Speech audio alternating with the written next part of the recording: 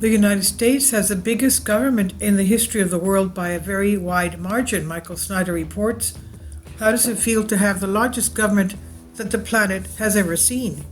When I was growing up, I was taught that we had a capitalist system and that we had a limited federal government. Of course, neither of those things has been true for a very long time. Today, the United States has the biggest government in the history of the world, and it gets even bigger with each passing day.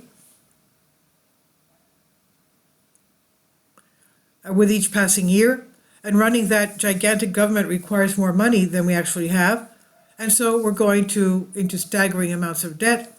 But there is no way that our politicians will ever agree to reduce the size of the federal government to an appropriate size, so we're stuck in this system until the day when it finally collapses. Let me give you some numbers that will illustrate what I'm talking about. Approximately 3 million people work directly for the federal government. 3 million. The federal government spends $6.13 trillion in 2023. That figure is larger than the GDP of every nation on the entire planet except for the US and China. More than 70 million Americans are on Social Security. More than 65 million Americans are on Medicare. More than 81 million Americans are on Medicaid. More than 41 million Americans are on food stamps. Of course, there are many more programs that hand out money to the population on a regular basis.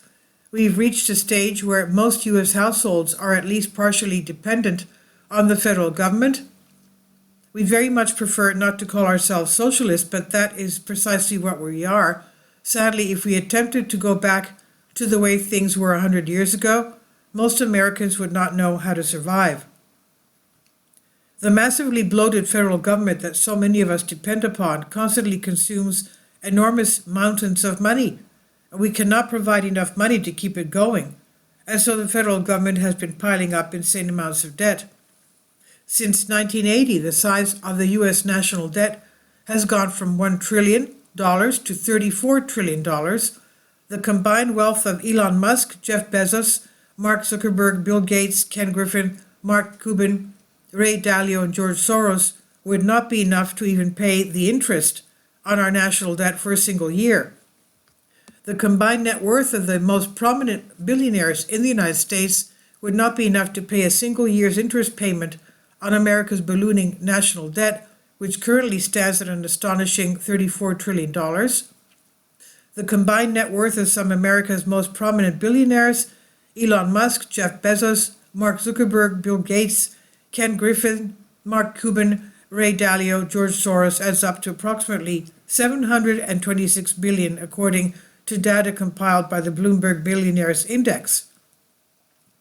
Meanwhile, the net interest on our national debt is currently $730.8 billion, dwarfing the sum of previous years.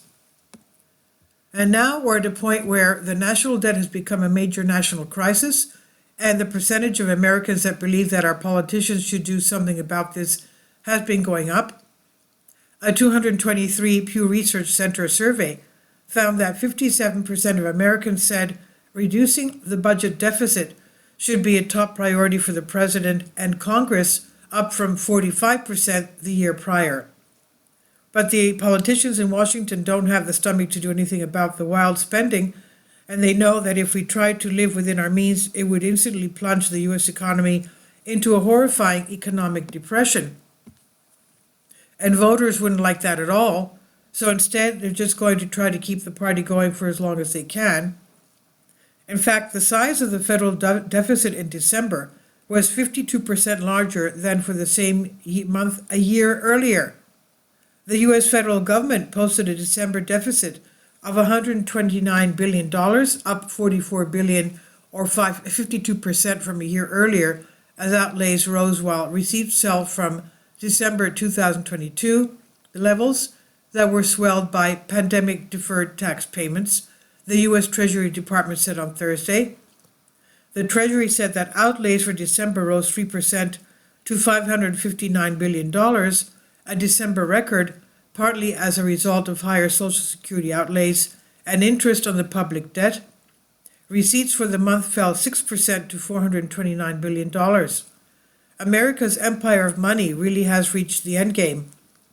Our debt spiral is out of control. Our currency is rapidly losing value, and everyone can see that our entire system will inevitably collapse. But for the moment, the talking heads on television continue to tell everyone that our leaders know exactly what they're doing, and millions of people actually believe that nonsense. This is by Michael Snyder. And he says about the author, my name is Michael, and my brand new book entitled Chaos is now available in paperback and for Kindle on Amazon. In addition to my new book, I've written 7 other books that are available on Amazon, including 7-Year Apocalypse, Lost Prophecies of the Future America, The Beginning of the End, and Living a Life That Really Matters, commissions earned. When you purchase any of these books, you help to support the work that I'm doing. And one way that you can really help is by sending copies as gifts to family and friends. Time is short and I need help getting these warnings into the hands of as many people as possible. I have also started a brand new Substack newsletter, and I encourage you to subscribe so that you won't miss any of my articles. I've published thousands of articles on the Economic Collapse blog, End of the American Dream and the Most Important News, and the articles that I publish on those sites are republished on dozens of other prominent websites all over the globe. I always freely ask and happily allow others to republish my articles on their own websites, but I also ask that they include this about the author section with each article. The material contained in this article is for general information purposes only, and readers should consult licensed professionals before making any legal, business, financial, or health decisions. I encourage you to follow me on social media, Facebook and Twitter, and any way that you can share these articles with others is definitely a great help. These are such troubled times and people need hope. John 3:16 tells us about the hope that God has given us through Jesus Christ. For God so loved the world that he gave his only begotten Son, that whosoever believeth in him should not perish but have everlasting life. If you have not already done so, I strongly urge you to invite Jesus Christ to be your Lord and Savior today. This is on the Economic Collapse blog by Michael Snyder. Please leave your comments. Thank you for your support.